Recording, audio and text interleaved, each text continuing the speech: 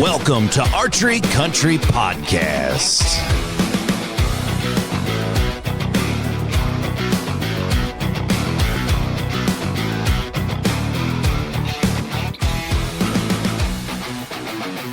Welcome back to Archery Country Podcast. This is Wade, as we're up in the beautiful Waite Park Location on a crisp March morning. This is the podcast that everybody waits for every single year. As you already know, this is our 2025 Bow Review podcast. We came up with the boys from Waite Park.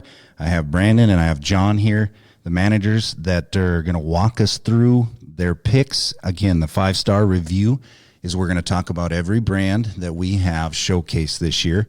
After that, we'll give them a review. We'll give you all the ins and outs, all the specs, all the details, what we personally think, how they shoot, how they handle the tune, what we honestly think about them. And then we'll go through and tell you at the end of the podcast basically what we're shooting in our lineup. If we have a couple bows, 3 bows that we're going to narrow down to 1, that is all in store. And this is a good friendly reminder of our 2025 hunt giveaway, where if you shoot a Mathews, a PSE, a Bowtech, a Darton, an Elite, and a Hoyt, you get an opportunity just for demoing those bows to get put one name in the drawing, which will be, I think it's going to be in August that we're drawing that. It'll end in July 15th when we start our busy season as the end of it. So if you haven't gotten a chance to demo any of these bows, you want to. And if you consider and you purchase one, then you get an extra 10 spots with your name in the hat, and hopefully you'll be going to South Dakota on a super cool 5-day whitetail or mule deer hunt of your choice out of Gregory, South Dakota with our friends at Rock Road Outfitters. Again, we had a podcast earlier in the month. You can check that out after this podcast for more information on that. So sit back and relax. We'll be right back with you on behalf of Archery Country. This episode is brought to you by Archery Country, some of the best pro shops in North America. You can find at 4 locations: Waite Park, Minnesota; Brainerd, Minnesota; Rogers, Minnesota; or our brand new location down in La Crosse, Wisconsin. Check us out on the World Wide Web at archerycountry.com. Everything that you need in the industry to make your hunt better, to make your shooting competitions better, or simply to make your equipment better. We're here for you. Knowledgeable staff, friendly staff, and awesome turnaround times. Thank you from Archery Country. All right, boys, how we doing this morning? Real good. I love it. To my right, I have Brandon. We know him as Buck, and we also have John. You guys have had a phenomenal year. You had a phenomenal fall. As we go into 2025, this is the first time that you two have been on the 5-star review, bow review.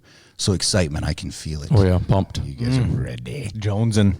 So as we continue on, we're going to talk about Hoyt, PSE, Mathews, Bowtech, Elite, Darton we're going to dabble just a little bit on, and we may talk about one of the primes as we get to that. So we might as well kick it off. Flying colors. Hoyt is going to be our first brand that we're going to talk about. Hoyt out of Salt Lake City, Utah. We have been an authorized dealer for many, many years. They make exceptional products. They have a carbon line. They also have an aluminum setup. So things are looking good for Hoyt. As we talk about, we have their RX9, which is going to be the shorter carbon bow. When we say shorter throughout the podcast, for those of you that haven't or don't know the knowledgeable terms, I guess, shorter axle to axle. So we measure from axle to axle. So the RX9 standard is the short one. The RX9 Ultra, they shrank it down a little bit this year. It's 33 inches axle to axle. And then they have 2 new aluminum bows. Based on that, they call it the AX2. They have a shorter model, correct? Yep. And then a longer model, and that's a 32. That's right. So everything kind of just shrank down an inch on the longer bows. Yep. The AX2 is 29. Yep. So for those of you that like super subcompact, it's an arrow slinger. It's got some speeds behind it. They also, on all of their bows this year, bows, they have a new cam, a Gen 4. We're seeing exceptional speeds out of these, speeds that we haven't seen on the carbon bows for a long time. Yeah. So that they're a big player, a huge player. Yep. You guys have quite a few on the shelf, along with all of our shops. First impressions, let's start with the RX9. Kind of give me your ins and outs of it, what you like, what you think they need to work on We'll go from that into the Ultra.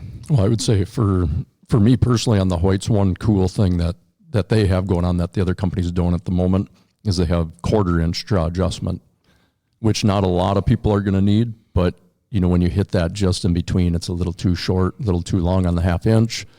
That's one thing that they got going for them on their cams right now. It's more fine tuning for that person's feel on the draw length, which I think is really cool. Oh, it absolutely is. And that's on all of their bows, not just the carbon. Right. On all their flagship models. We see however many guys and gals all year long, and we say, what's your draw length? And they're like 28.5. One, they might not even know. Yep.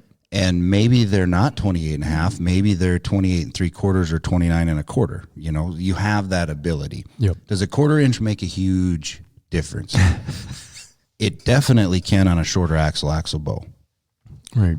You're laughing. I'm laughing. I can't help it. It's not the end all, be all, but it is nice. It is a feature that they have. It's a good feature. And they only It's a feel thing. And then, I think the other thing we're seeing out of these companies is they're trying to make their bow as good as they can to the end user, right? So some guys fall in between, and if it makes it feel better at full draw, if it lines your body up better to be a 1/4 inch longer or a 1/4 inch shorter, it's awesome.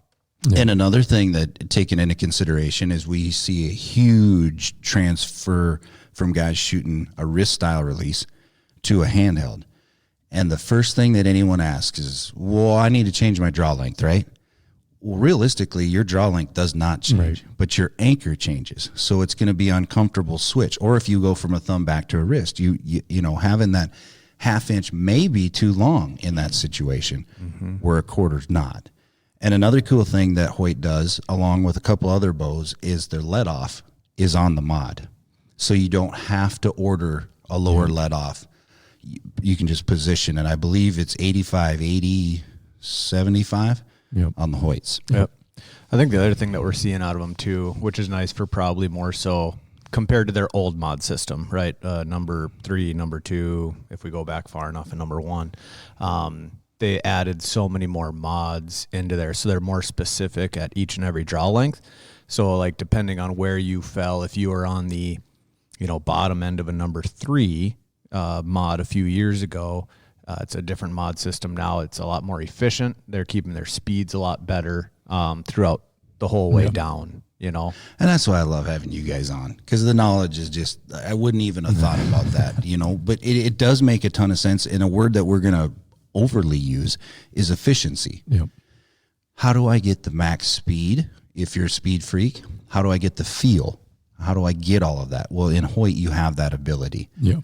And we're fully stocked, so we can switch it around on the demo bow. If you want to shoot the RX9 Ultra, which we're going to in just a second, versus the RX9, it's a different mod for the same draw length. Yep.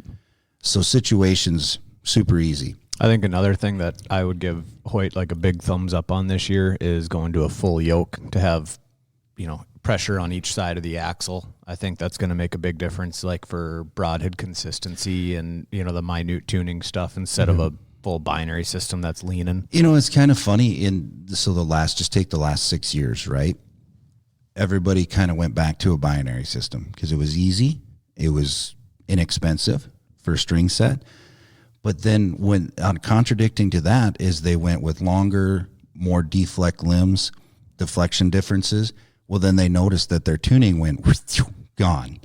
So then we're having, and this is something that we're going to all smile about. If there's one company that's behind the 8 ball right now when it comes to tuning your bow, it's Hoyt. Yep. For the at-home guy. For the at-home guy, yes. On the range with an Allen wrench, not going to happen. You need a pro shop or you need a press. And then it's parts. It's a spacer system. Yep. They have upgraded their spacer system. Yep. So we have 3 sets, which you can flip. So there's 6, and then you can run your 3 sets. The top and bottom do not have to match. So you can really fine tune it, but it just takes a little bit extra. Yep.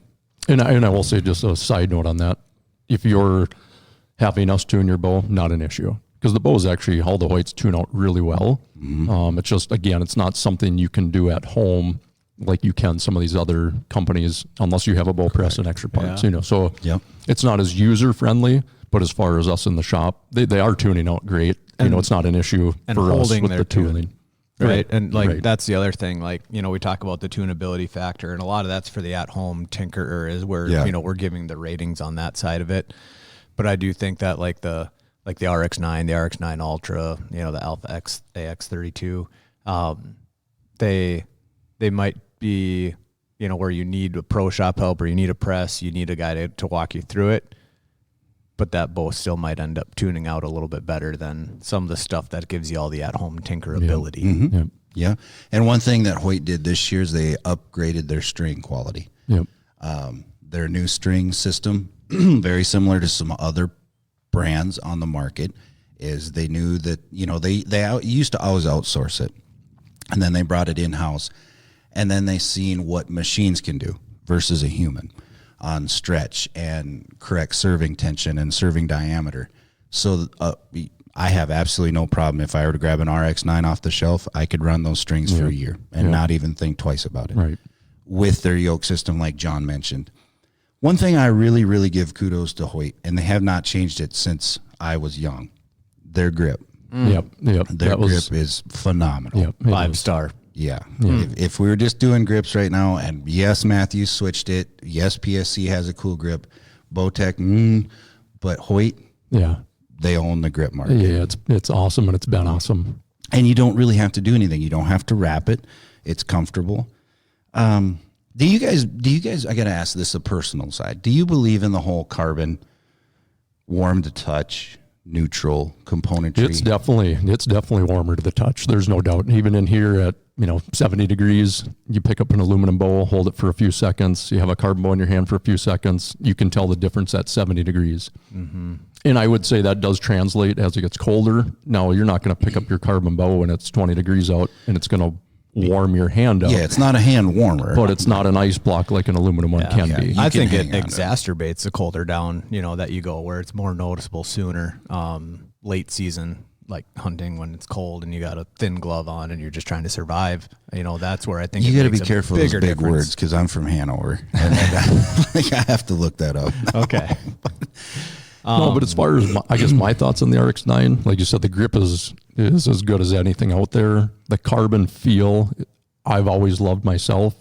I do think that the RX9 compared to the 8 draws just a little more aggressive, but the speeds are better. So it's a give and take.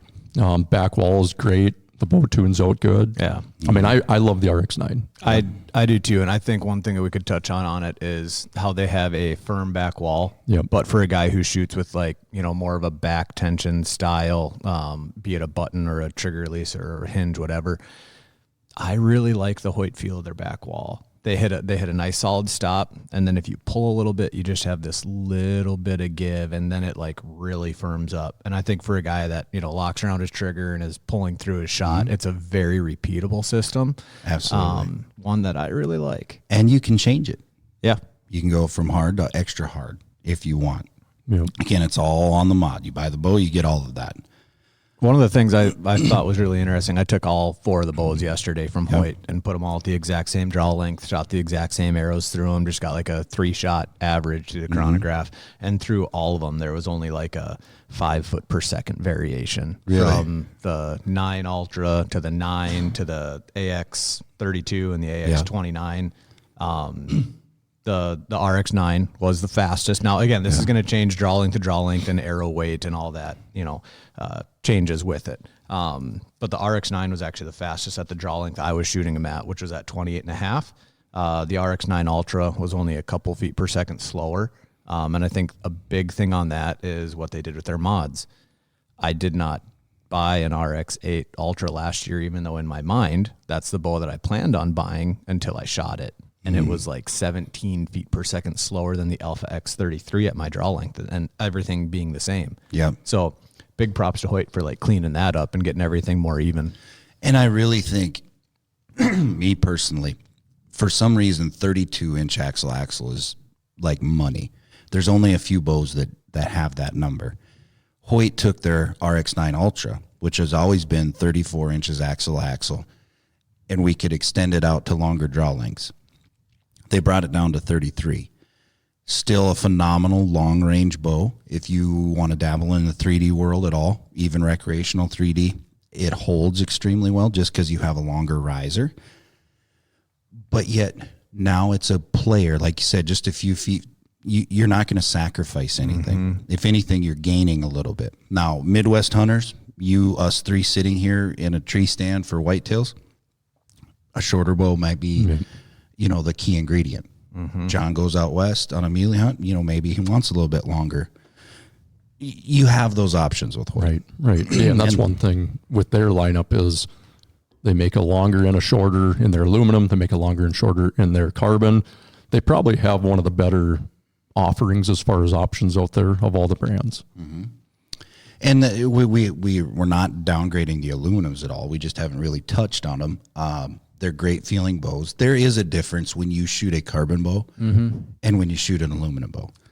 There's a noise difference. Yep. I think that's one of the other things you gain from the carbon. It's more of a pop when it goes off, but deadens out a lot quicker. And overall, I would say is quieter. Like I wrote down some little notes on them yesterday that like the aluminum solid wall has a little bit of give, relatively quiet, and then the RX9 quietest out of all four of their bows side by side by side. And we weren't running like a decibel. Yeah, decibel reader. Thank you. This is all just on my ears. What you can hear. Yeah. And you've been doing it long enough, you can pick up a bow and go, oh my God, or oh my God. Yeah. Either way. So, okay, this is the cool part about it. Hoyt on a 5-star review. I'll go first on this first one. We're going to raise it 5-star just so that everyone is on the same page that's listening. There has not been a bow in the last 3 podcasts that we've done that's ever been 5 stars, a bow company. There's a lot of them in that 4 range, but just a disclaimer out there. I will give on their full lineup, teetering on the carbon lineup for me, Hoyt's RX9, RX9 Ultra, AX2, and AX2 32. I'm going to give them a 3.9 star rating. Here's why it's not 4 or 5 or higher. Because the tuning, you need us, or you need to buy the products from us to do it at home. So it puts them just a little bit behind the race. Now, I don't want anybody to get discouraged when I say this. If you buy a Hoyt and you're like, oh, shoot, I can't tune this by myself. You don't have to you can set it and forget it. Right.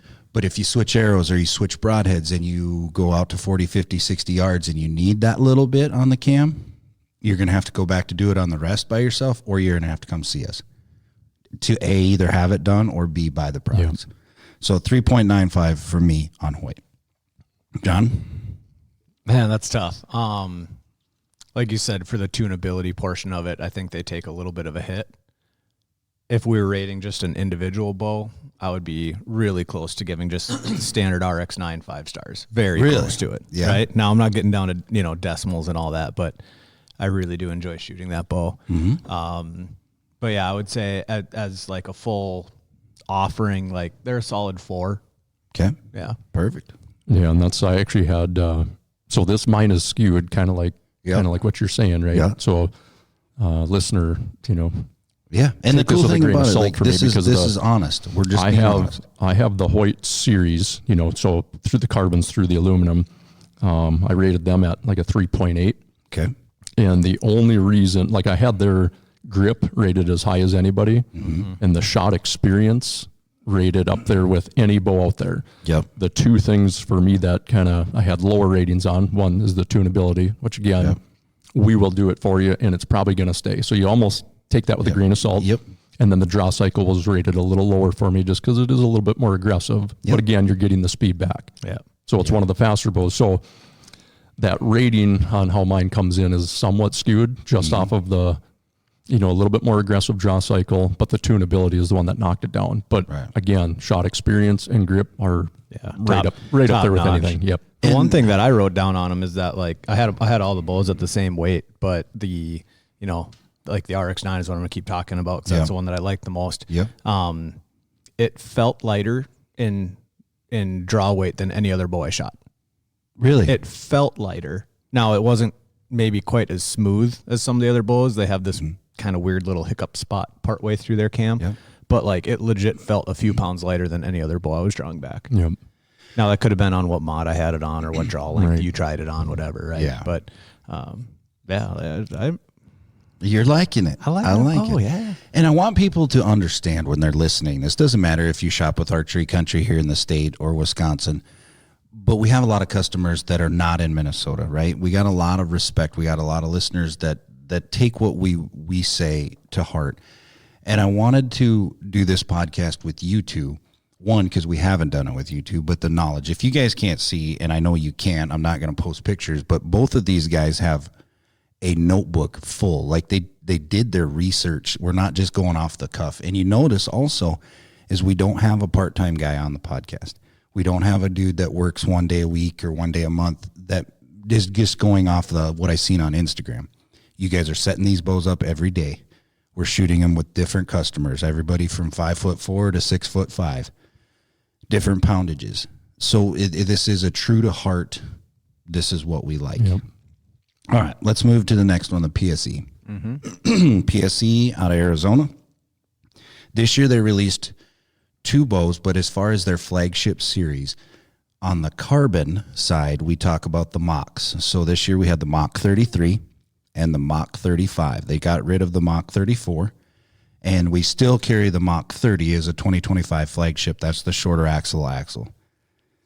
And then also on their aluminum, they came out with and these are only flagship bows that we're talking about. They have a pretty cool aluminum. The Decree. Yep. Which, if you know anything about PSE, that name has been around before. This is kind of like the Decree on steroids, all of the new functionality. But let's start with the PSE Mach 33. Yeah.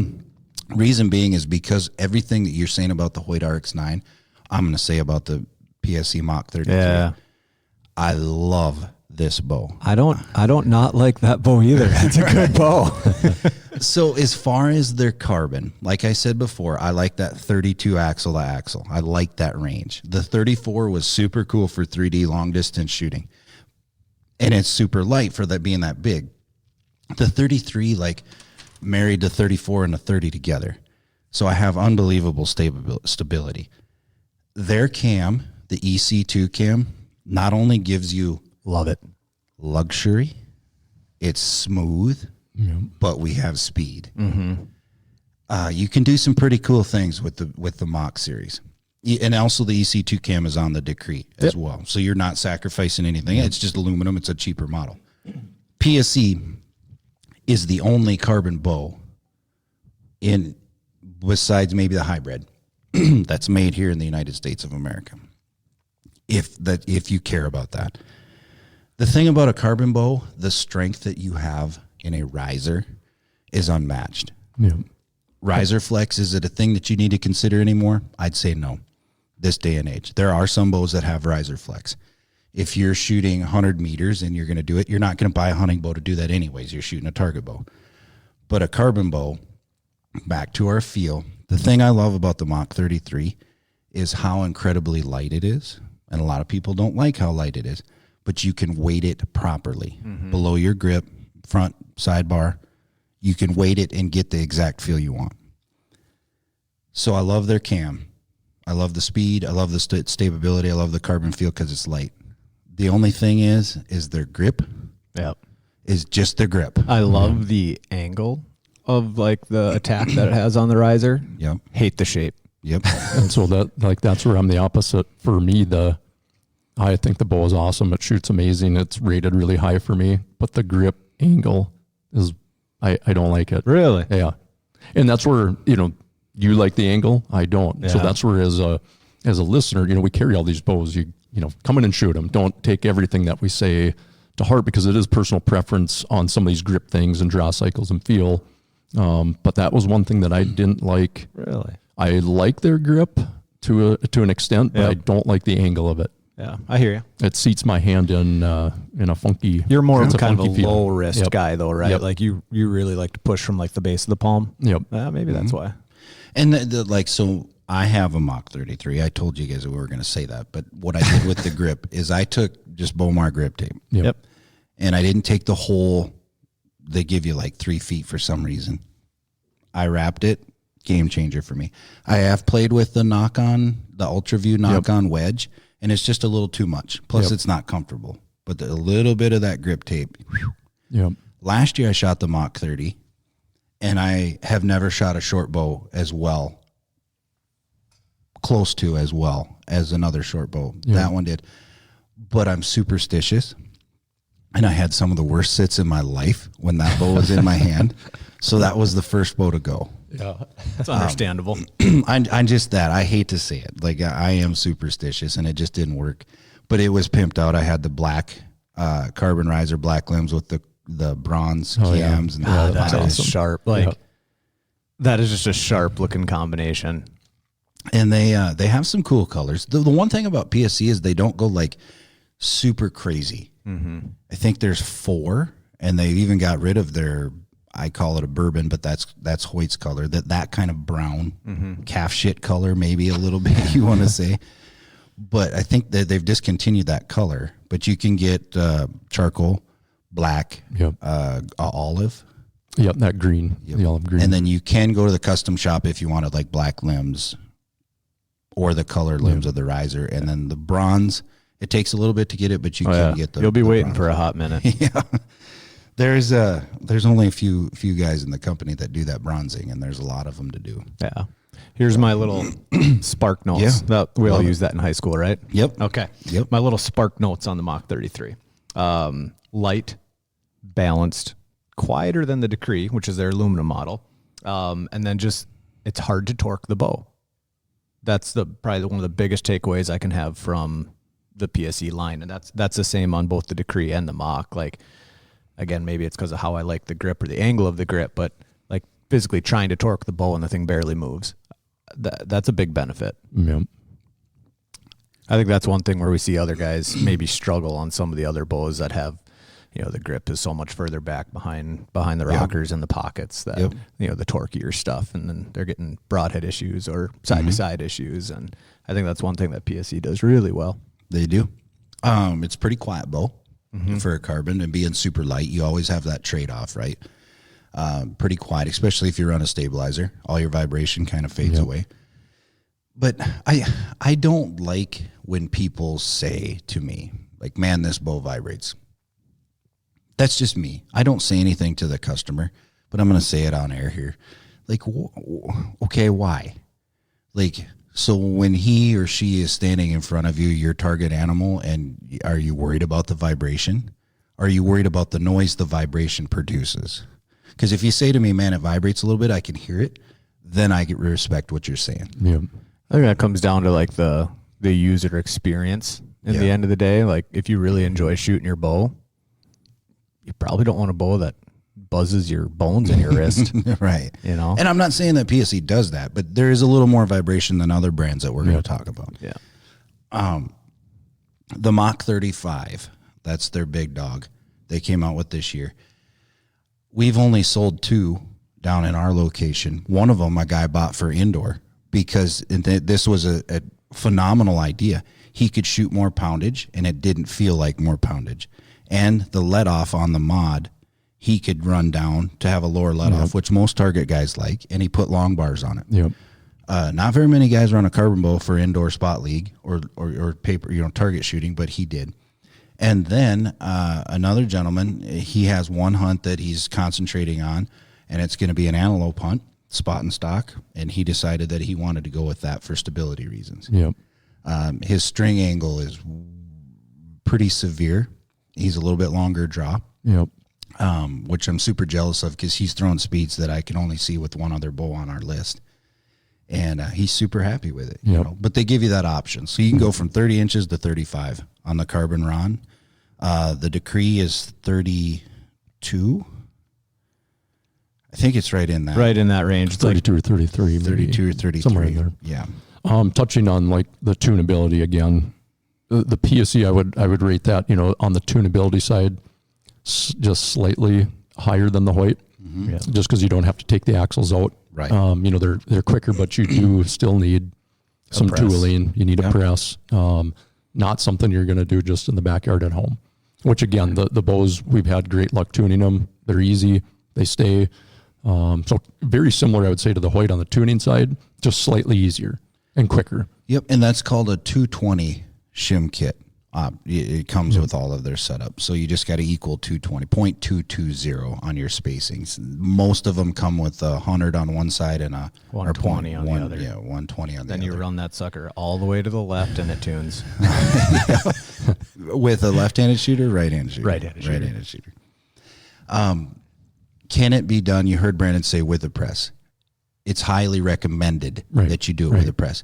If you had to, you can back out the limb bolts for and get to it and do it if it's a pinch, if you had to swap. But again, it's unbelievably fast. Yep. And you have different dimensions that you can get. You can fine tune it out of there. And the reason I want to point this out to our listeners, why is this tunability? Why is moving the cam so gosh dang important? Why do we put a lot of influence on that when we're talking? Is because we don't want to move our rest unless you absolutely have to. There's a center shot that an engineer or a CAD program has figured out on all of these bows that you can be within, an eighth of an inch left or right of that center shot and still be okay. But back in the day, you bump your rest all the way to the left to take care of your tear. Right. You don't have to really mess with your rest. Right. If you're broadhead tuning and it's just like it's 2 inches at 40 yards and you want to fix that, then of course, reach up and move your rest just a little bit and it'll probably take care of it. But 98% of what we do is with the cams. Right. On almost every bow. Yep. Literally, almost probably every bow. Yeah, pretty much everything. Yep. So we have the Decree for their aluminum setup. They have some price point bows out there as well that they've brought back. But the PSE Mach 33, the Mach 35, again, we also have the Mach 30 for the shorter axle setups. They have some pretty cool abilities when we talk about accessories. You can get a 2-piece quiver that's never been mounted on the cable guard system before. You can do that with the PSE, the carbon bows, and the Decree, just the carbon bows. The Decree, I'm not throwing us under the bus here, but I think you can, but I'd have to go look at it. Yeah, I'd have to go look at it. I'm sure it's the same roller guard as what their carbon ones are on. So. And then you can get a removable quiver as well that you can mount up top. John, you start off with your rating on the PSE. So on the aluminum, on the Decree, I gave for the tunability, I just gave it 4 stars for the 220 kit because it is pretty user friendly, but maybe not quite as easy as some of the other ones. The grip, I gave it 4 stars also on that side of it, just because I like the angle, but not the shape. Smooth draw cycle with the EC2 cam, so it actually got 5 stars for the draw cycle. Pretty close in speeds, and then overall feel, I gave them 4 stars a piece. The Decree is heavy. Yep. 4.7 pounds, basically, bare bow. That thing's a tank, but it holds good. It holds very good. The aluminum bow has a little bit more vibration than the carbon bow. Basically, the Mach 33 is going to get a couple decimals of a star better, than the aluminum bow is going to. Again, draw cycle wise, that cam system is awesome. Perfect. Yeah, and I guess my ratings for the PSE were more off the Mach 33 and the Mach 30 than the Decree. But I had my overall rating of theirs 4.1. The shot experience and the draw cycle I have rated up there as high as pretty much any bow. Yeah. I think and again, I'm shooting at 27.5. Okay. So draw cycle is as good as anything. I thought backwall is great. The shot experience, the bow feels really good. The grip, again, because I don't like the angle on it, which is personal preference, shot it down a little bit for me, on the overall rating. And then the tunability just being it's, again, not quite as user-friendly as some of the other ones coming up here. That's what took it down a little bit, but overall just super awesome. I mean, the Mach, that carbon bow, if you haven't shot one, you got to try it. Yeah. It's nice. Absolutely. I went 4.25, and here's why. I didn't go 4.5, which is an extremely high rating for me, for the simple reason, and there's only one reason, is because I know after a year I got to change out the strings. Yep. And another thing is they are still binary. You can, if requested, get a 5-string set piece with a floating yoke system from them on the EC2 cam. You can do it. You have to request it. It costs more money. and you're going to have to switch out your string set. So that's something you got to take into consideration right out of the gate. That's what bumped it down for me. The grip I love, the feel I love, the speed I love. Yeah, a little bit less on the tuning, but you can still tune it very easily. And we're getting like really nitpicky because 10 years ago, we would have been floored if you could have moved the cam instead of the, twisting the yokes. But I give it 4.25. Well, that's another thing too. This is all, we're razor thin margins on a lot of this stuff between bows. They are tighter together. Even like just looking down all the notes that I have between them, like if you covered up any of these bow brands and just looked at like the stuff that was written down, you wouldn't get all 10 of them right. If you had to like match the names to the bow behind it, like they're just too tight together. That'd be fun. We should post that and see. There you go. Yeah. Maybe we could play Whose Line Is It Anyways with bows. I'd like it. Do we want to jump into Mathews or we want to do Bowtech next? Up to you.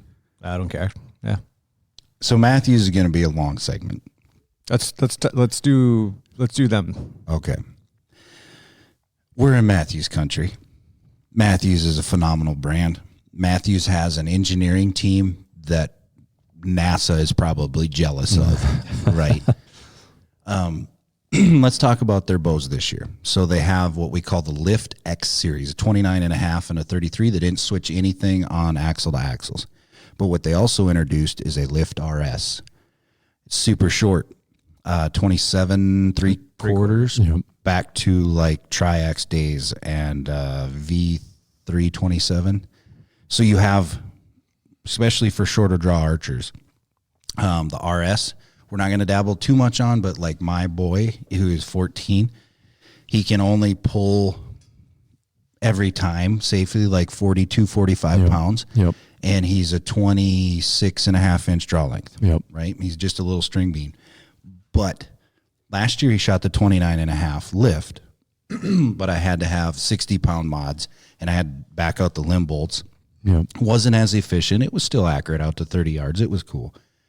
But the Lift RS in the lightweight limb series, it comes in a lightweight or heavyweight, is perfect for him. We've had a lot of women buy the RS. But let's concentrate on the 29.5 because they all have the same system as far as tuning. They all have a new limb. And they also, I didn't say they also have XD. Yeah, the big boy bow. Big boy. And that cams on it that you could eat a prime rib on. Thing looks like a semi-truck steering wheel. Yeah, if you like 22s, that's the bow for you. But the 29.5 is like just dynamite. I would say if you're a 29-inch draw, 28.5, 28, 27.5, like how about it? The thing that a lot of people don't recognize until they come in and shoot it, the 29.5 is shorter axle to axle, but the riser length is very similar to like a 33-inch bow in one of the other lines. Right. So that's where your stability is. Stability doesn't come from axle to axle. It comes from riser length. String angle comes from axle to axle. The 29.5 has a little bit shorter brace height, so you're going to pick up some amazing speeds. As we talk about Mathews, if you are that person that likes the word vibration, Mathews does not have any, to a point. They are super dead. They are super quiet.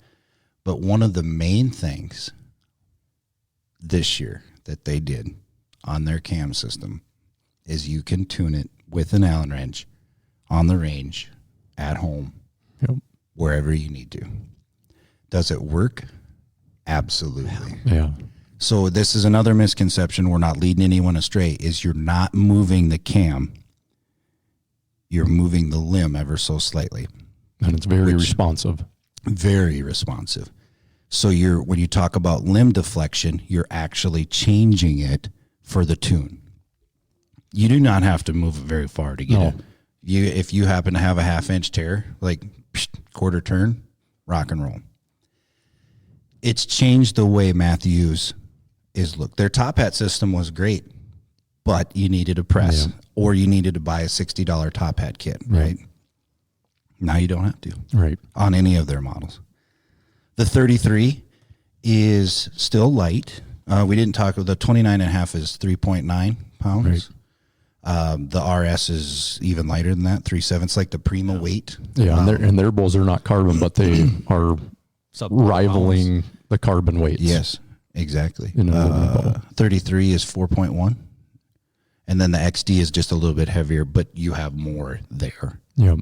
33 platform, but you have bigger cams and longer brace height. Yep. So Mathews, another thing about it is something they did this year is they switched their grip system. Yep. So it's called a bond grip. It's still engage grip, but the bond 12 degree comes on the bow. If you pick up a bow on any one of our shelves at any of the pro shops, it's going to be the engage bond grip 12 degree. Yep. But then you can go and say, hey, Buck, what's these new grips? We can run a contour. Yep. Which is 14 degree, and it kind of feels like a Hoyt grip. It's got a spot for your thumb and it got a spot for your forefinger. There's a little swell there. And then they have a taper, which is 17 degree. Yep. And we're talking degree off of the shelf, so high wrist, low wrist. And, of course, they have their tried and true side plates if you want to shoot off the riser. Kudos to them. Mm-hmm. Oh, big time. Super easy to switch out. Well, even, go back to the angle and everything earlier, like you can change those out and make that bow feel how the end user wants it to feel. Yep. And like me and Brandon probably going to have different grips on our bows, yep. right? But we're still both going to enjoy that bow. Yep. Draw lengths are in 1/2 inch. Yep. But the cool thing about Mathews is you buy one bow, we can go from 55. You can go lower than that if you had to, but the mod not only controls your draw length, controls your let off, but also controls your draw weight. They come in a little hot. So if you order a Mathews with 29-inch mods and 70 pounds, it's going to come in at about 72, 73. Yep. And it'll settle. And they have their match strings, which they introduced last year. They brought back. But they have a new limb system. We have not seen one single issue with the new limb system. Even on dry-fired bows. Oh, really? Yeah. It happens. Unfortunately, it does. Yep. And then we all know, for those of you that don't know and you're listening to this, is when it comes to an accessory setup, oh man, when it comes to a system, they dominate. they got it. Yeah. Yep. Like hands down. Yeah. Bridge lock stabilizers go in the riser. Bridge lock sight. Basically, I don't think 90% of the sights that we got on the shelf, you can put in the bridge lock, configure it over. They came out with their own sight. They teamed up with UltraView. Better quivers than anyone else on the market. The best. Yep. Limb legs. Yes. A new colored limb leg. I noticed that. Yeah, those things are sharp. They are. If you hurry up, what day is it? March 26th. So we have 31 days in March. Yep. So if you hurry up and buy a bow, you get a free set of black limb legs if you purchase in March, plus you get your drawing deal. That's something that Mathews has offered with us. They have it all. They have extremely cool finishes. Yep. Unbelievable customization. You can run strings. If you want to run flow pink strings on a First Light bow with black limbs, you can do it. You can build it online. Yeah. Their speeds are good too. Their speeds are really good. Are strong. Really now, good. they did, it's not the Mathews of 5 years ago, the whole like V series of verdicts through the phase 4 that all ran that cam. The cam's a little more aggressive. Mm-hmm. The draw cycle is a little more aggressive. It feels a little heavier than what the 2 years ago, 3 years ago, 4 years ago Mathews bows did. But at the same time, the back wall also got noticeably stiffer, noticeably tighter, and like that's a trade-off that I'll take. I like that stout, solid draw cycle. Absolutely. There's pretty much a bow for everybody on that. Strongly recommend that it's one bow that you should shoot when you come in and try them all, just for the experience. And are there guys and gals out there that don't like them? Yep. For the simple fact, yes, they can be a little bit more aggressive. If you had a Mathews in the past, especially if you had a solo cam, and then you think, okay, I'm going to come in, I'm going to shoot 70 pounds, it might be a little stout, but then you got to recognize the trade-offs. Right. You can back it to 65-pound mods and still get the speeds. Or faster. That's the thing a lot of people don't realize. It might draw a little more aggressive than what your 5-10-year-old bow did. Yep.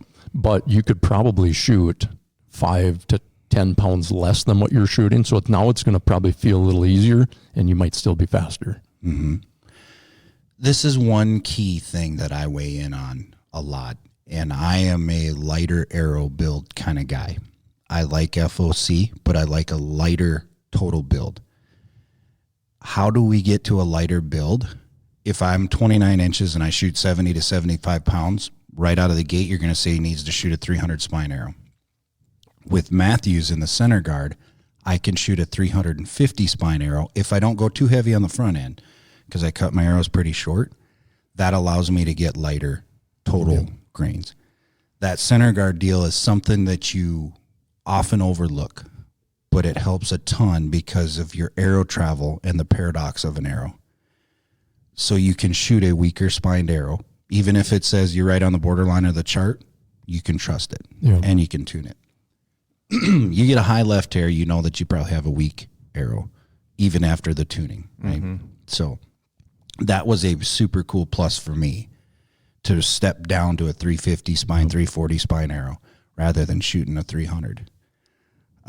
But you might not be a light arrow guy, and it's not a big deal. Right. You can customize them however you want. On the heavy arrow side of things, had a young man last week that set up a new lift X. And he was like, I want the heaviest arrow that you can make. That's going to be somewhere between 280 and 290 feet per second. Okay.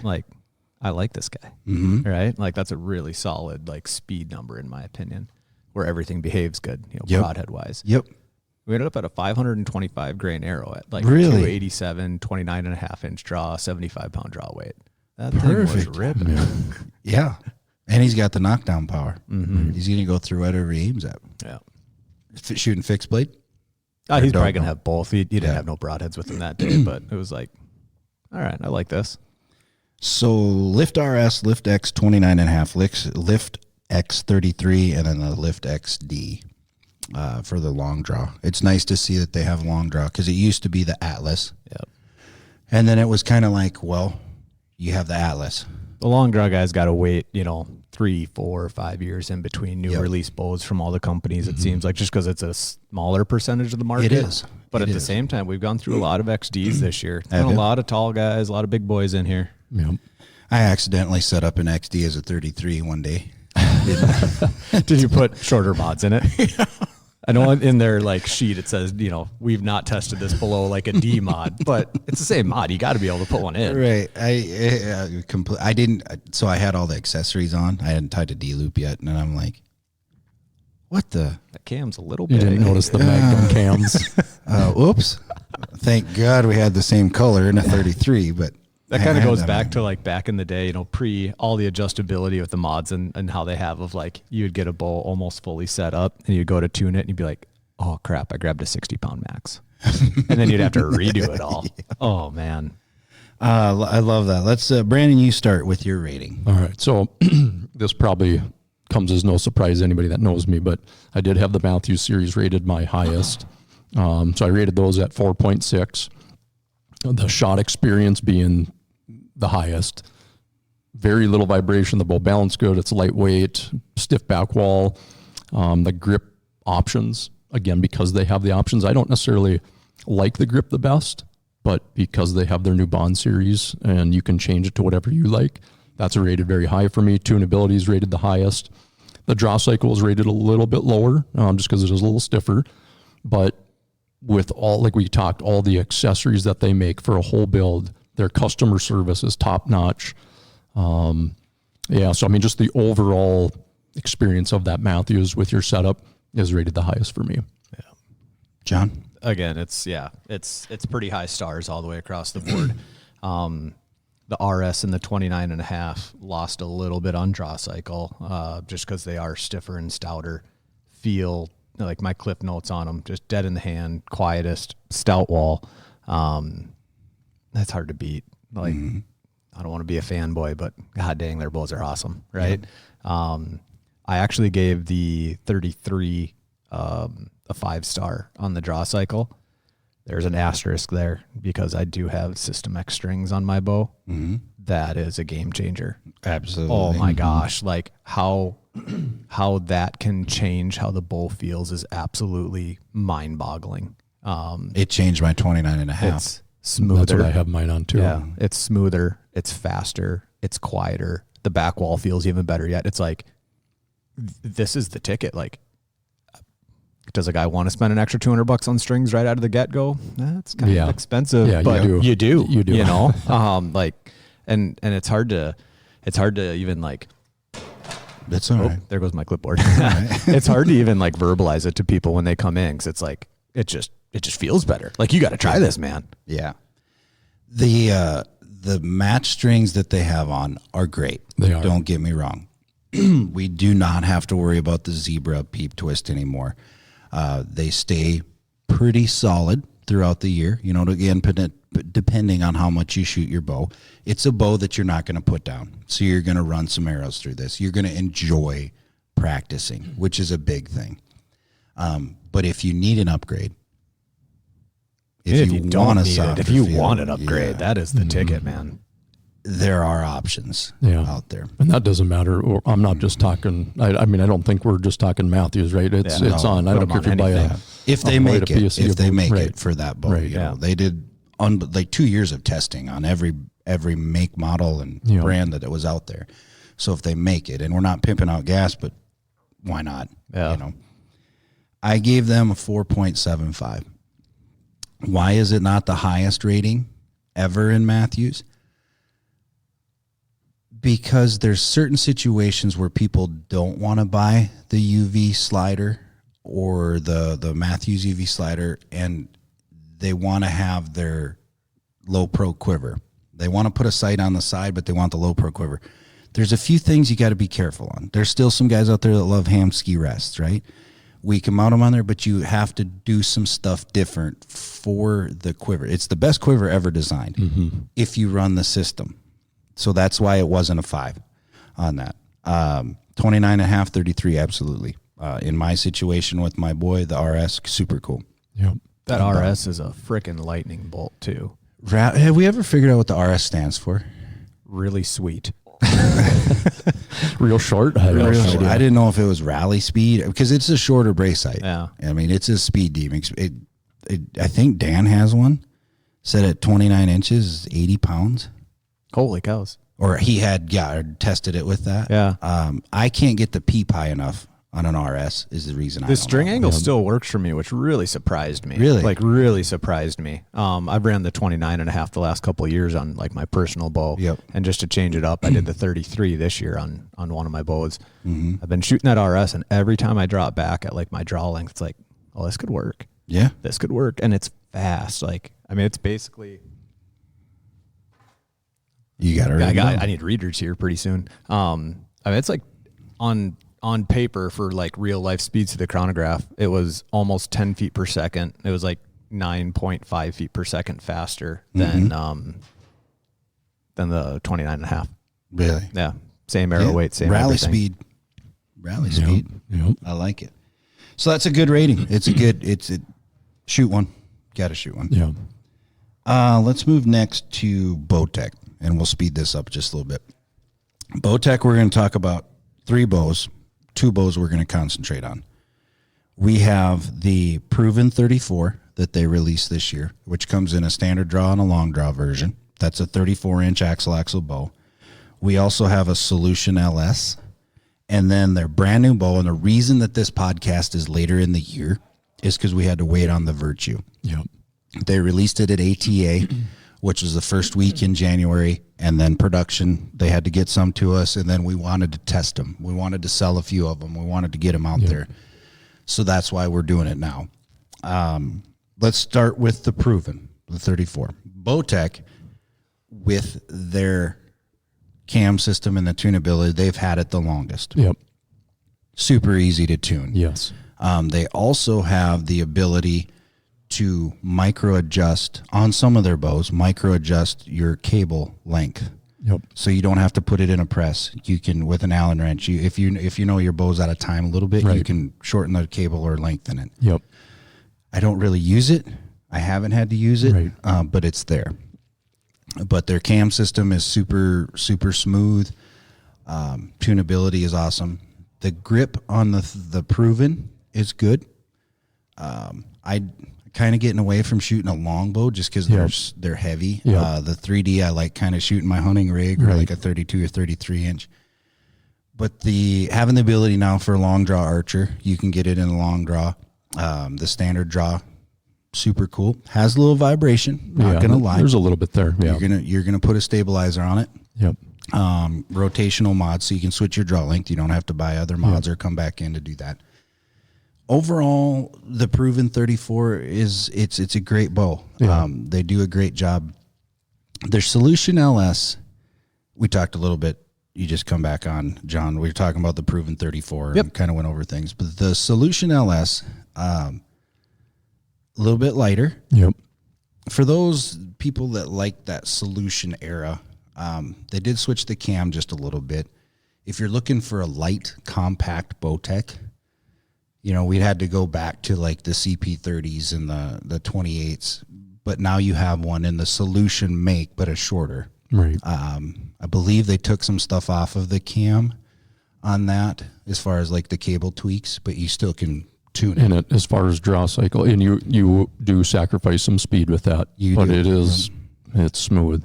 It's a dream. I mean, as far as drawing back, it's probably the smoothest drawing bow. Again, I'm shooting 27.5, but at my draw length, I don't know if anything draws smoother than that. Yeah. But it's also it would be at my draw length, again, it's the slowest bow out there. Mm-hmm. So if you're a speed guy, maybe not for you then. Yep. But if you don't care about speed and you're looking at just a very smooth drawing bow, that thing is very smooth.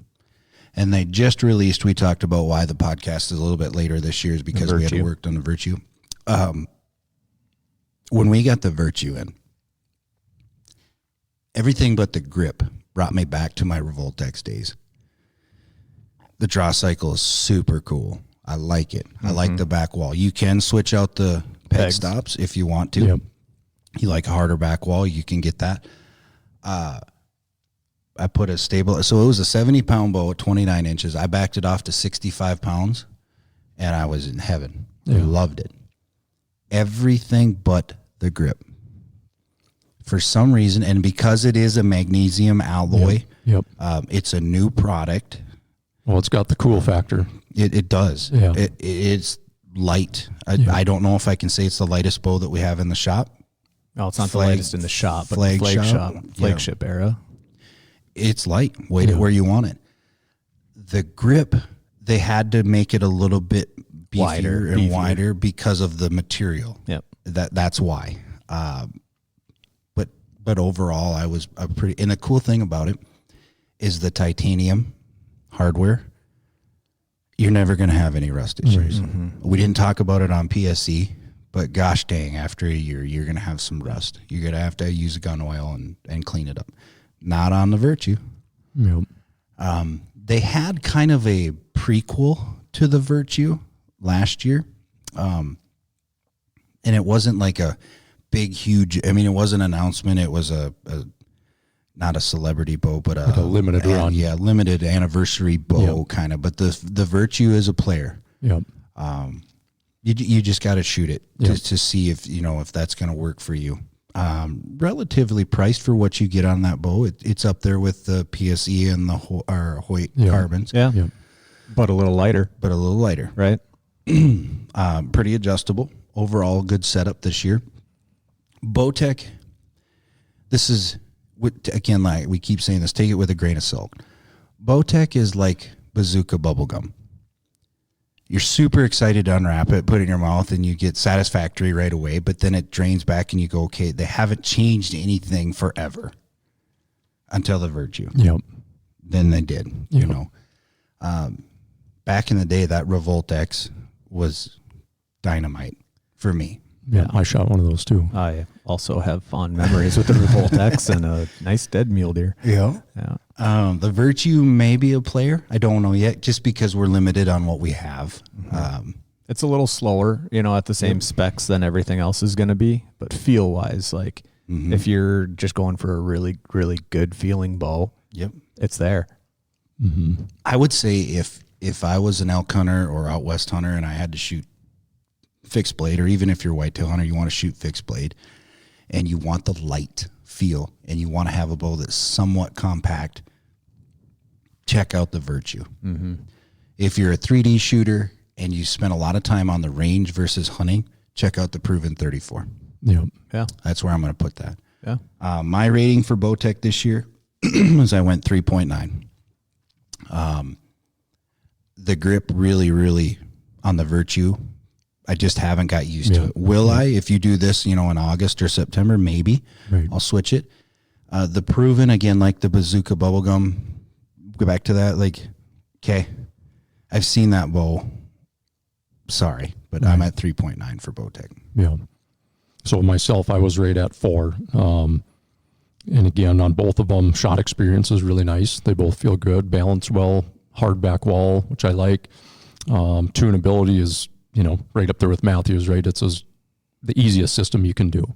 And you don't run out of tuning. You don't get caught in a weird spot. But the grip kind of so-so for me. And then the draw cycle on the Virtue and the Proven 34 were good, but not great for me. The LS now, right? That's super smooth.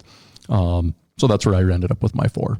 Perfect. Yep. I had a 3.5 on the Proven 34. It just feels big for me. And again, this is a personal rating, right? Everyone has their own personal preferences on them. The Virtue is a little higher at 4.1. The draw cycle is very consistent on the Virtue. You don't have like a big hump or a big peak to valley. It's just kind of even the whole way for the most part. Tunability, it got 5 stars. Grip is only 3.9 on mine. Mm-hmm. I had a very interesting one the other day with a long draw guy. So the Proven 34 in the long draw model, big guy, big draw length. Actually, I'm hoping to get a picture here from him one of these days. He's down red stag hunting at the moment, so I'm kind of waiting for a picture from him. Hopefully that works out. But it was really interesting. He's a right-handed shooter, injury in his left arm. So he has to be a pretty high wrist guy. Okay. Right. We started the bow not doing anything to the grip, shot it a little bit, got some tuning done. And he kind of mentioned I kind of have to hold my bow like this. We took the clutch or the adjustable grip plate on it and ran it all the way out. And he was shooting decent to start out with. We literally did that and he was just packing arrows in. Right. It's like, holy cow, that makes a huge difference. Game changer. That's really cool to have a visual aspect to that. Absolutely. So we'll move right into Elite. It's going to be a short one, but Elite came out with their Eon and their Artist. Am I saying that right? Artists with no T, and then also the Hunter. The Hunter 33. Yeah. And that's like a budget friendly. Yeah, a little bit lower price point. On the flagship side. Yeah. And we're only talking about flagship because they have a really cool option in the price point, the Basin. But we're just talking flagship. And then the Exalt, and that's a 35. Yep. So again, up there just a little bit on your hybrid setup. I'm going to be dead honest, and the reason it's going to be short for me is I have not shot anything but the Eon this year on the demo. We've sold a couple. We got some interest. We got some Elite guys down there by the cities that are just whatever's new, they're going to come get it, and it's cool. The Artist is caught some attention. Shorter bow, 30-inch axle to axle. Yep. The Eon reminds me of their previous, when they first started their carbon setup. Yep. Kudos to them for going out and doing it. They have a tunability system that's a little bit different, as we're not really messing with the cam. Right. But we're kind of limb shifting pivot, more of a pivot style. Yep. Not as tunable as some other ones, but it's there, so you can run your rest. Something you can do at home. Yep. I mean, the big work on it's going to be done in the shop, because on some of those you still do need to quote unquote top hat or space the cam differently than how they send it. But once that part is done, then you have all the tiller tuning basically, or the limb pitch tuning to be able to do. Yeah, they have a pretty comfortable grip.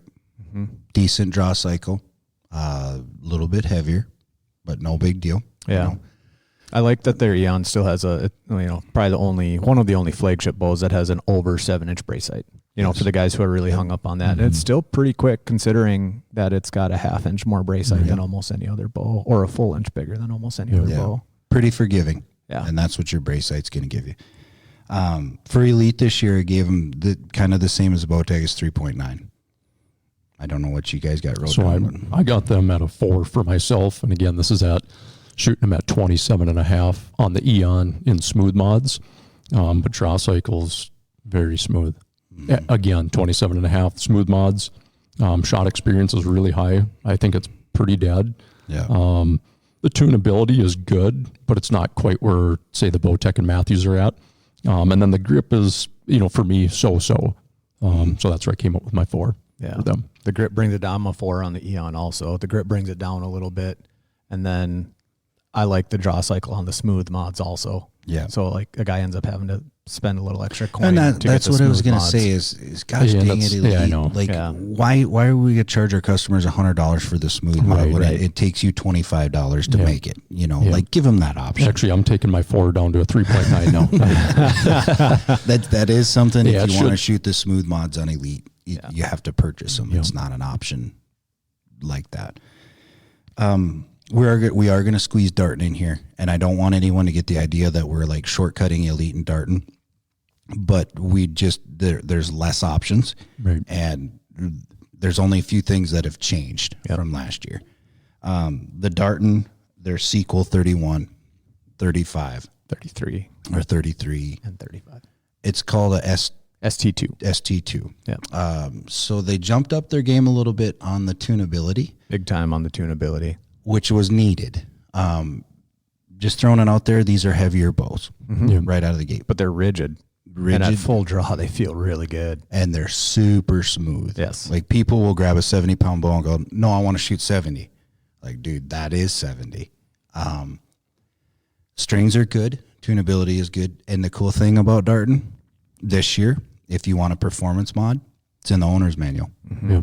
And then you have some stops. You can switch that out as well. Yeah. And then they do have a low let-off mod that you can purchase. And they're Oh, that's right. yeah, You yeah. can. Yes. a little faster yet if you want that. We sold a lot of 35s right out of the gate. Yeah. People seen that. They had their honor kind of camo deal where a certain amount of the proceeds went to that. They're kind of a little bit low on their color options, but color's color. You want black, you want Right. green, you whatever. Right. They do have a mossy oak bottomlands too. Oh, we haven't. Did you guys have one? Not in stock. We just ordered a Gotcha. couple that way. So that's new. That's a cool color that's out there. Yeah. Darton is a player. Yeah, it is. Am I going to shoot one? No. But have I shot one in the shop? Absolutely. I gave them 4.1. Yeah, actually, that's exactly where I was at on mine too. Yep. I like that you gave me the option on the mods. Yep. Like, thank you. Yeah. They're simple. Customer service, we don't really have to talk to them a whole lot, but they're there. Yep. I docked them a little bit on their strings. People say, okay, they're gas. Yes. But what gas strings are they? Yeah. So I just docked them. But their tuning deal, like, that's pretty cool. The tuning's actually pretty nice. Yeah, and it reacts pretty quickly. The Yep. only thing I don't know about like longevity, like that bolt that you move in the limb pocket from the left side to the right side, tighten it down, loosen it up. Mm-hmm. How well does that stay after 500 shots, after 1,000 shots? I mean, Exactly. it just has like the blue wax on it, Mm-hmm. right? Yep. So it's one of the big contenders. Again, we talked about your Hoyt, your PSE, your Mathews, Bowtech, Elite, and Darton. We kind of took on the 2025 hunt giveaway bows. We didn't say anything about Prime. The Prime form, kudos to those guys for stepping outside of the box. Trying something Bonus. different. Trying something. It absolutely. Can you shoot it? Absolutely. Does it shoot cool? Sure. Has I a don't- really good grip on it. It does. Yeah. Yeah, It I like the does. grip a lot. One thing about Prime is they run their grip up. Mm-hmm. They have a technology where they will center the grip, your arrow's above center. I can't honestly stand here on 2 feet and give you a really good review on it because I have not played with it. We had some right away. It was the new thing. It went out. Then it took a little bit to get them. And we got them in, and the same thing. Like, we got 2, one of them sold. There is one at the shop, but we're just the availability and getting them. It's such a new thing that it kind of hinders hinders the program, as far as a pro shop. But they are out there to shoot. Yeah. I will say my biggest gripe on the prime bows over the last decade has been like the noise and vibration. And they've definitely cut it down a little bit over the years, but then you pick it up against any other flagship bow and it just buzzes and kind of has a little rattle to it. They got rid of a lot of that on the form. I like the grip a lot. At full draw, it feels really good. The draw cycle is a little grindy. At the back. It's a little stiff and kind of grindy. But it does have a cool factor. Like you said, it's something totally different, which is pretty neat to just see a company try something different. Kind of, like you said, step outside the box. I didn't rate it super high, just for the tunability. Yeah. It's kind of like the Hoyt. It's got to be in a press. You got to pull axles. The draw cycle's not great. Again, at 27.5 for me, but love the grip, and the shot experience actually isn't too bad. Right. It's a cool bow, something to check out. There was a question on Instagram is when we announced that we were going to do this product review or 5-star rating, and they said, "Whoa, we're really interested in the crossbow deal." The crossbow deal is going to take an hour in itself. Shoot a 10-point or a Ravin, Excalibur if you want little low maintenance. That's all there is. But in that sequence of 10-point, we could talk for 45 minutes of their products. Right. Ravin, the same thing. There's some cool features. Excalibur as well. And there's some price point bows mixed in with all that batch. So this is not a crossbow review. Yep. We may do that because we're still getting some new products in from them companies. And crossbow, like it or hate it, whichever you are, it's here. Yeah. Right. And it's prevalent, and there's reasons for that. So we'll do that. But I appreciate you guys. This is the truth. This is just us sitting down, talking about it, and we explained why we like, why we don't like. And again, I don't want people to be and weed one of these out. The cool thing about Archery Country Pro Shops is they're all here, right or left-handed. Come in and shoot them.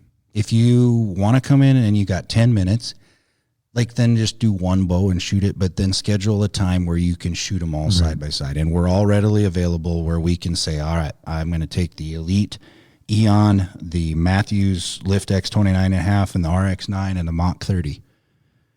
We'll set them up apples to apples so there are no differences, and then it's going to take you 20, 30 arrows to kind of feel and weed it out. Then we can go to work. That's the cool thing. It's, everybody goes and test drives a truck or a car. Why not do it in the pro shop? You're putting in your hard-earned money to do it. Come in and make sure that it's right. Don't do the cool factor. Do the feel factor. And then we can discuss in depth what we like. We have literally 2 minutes to talk about what bows you have in the lineup, what you think, if you have it narrowed down or not. I don't have it narrowed down, but what bows are you guys running or going to run or trying? At the moment, what do I own at the moment? Yep. I currently own one bow. Really? I haven't ordered my second bow yet. Yeah, part of it was I was waiting on that Virtue. And I don't maybe get quite as easy a time just trading bows in and out, being the only lefty. So I kind of got to make sure I know what I want before I get it coming. But currently I own a Lift X 33. Love it. It's been shooting really, really good for me.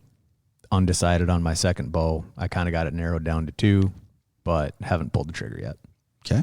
That's cool. Yeah, and I got a X33, Lift X33, Lift X 29.5 setup, and then kind of in the mix of trying to figure out a carbon. And I'm torn right now between probably the Mach 30, just because I prefer to hunt with a shorter bow. Yep. Or the RX9. I'm thinking it's probably going to be one of those two.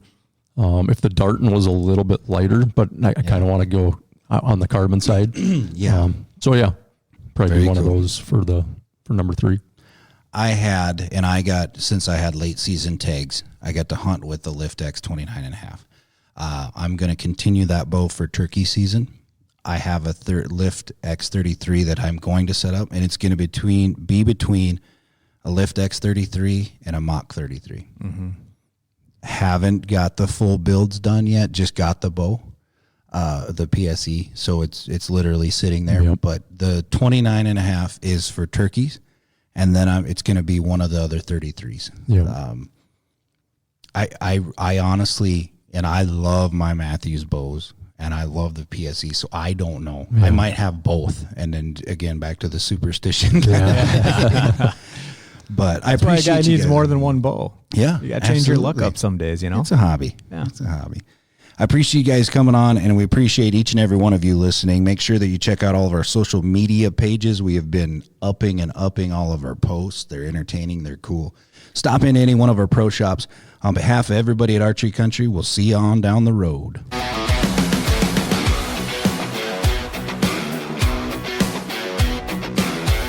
Thank you for listening to Archery Country Podcast.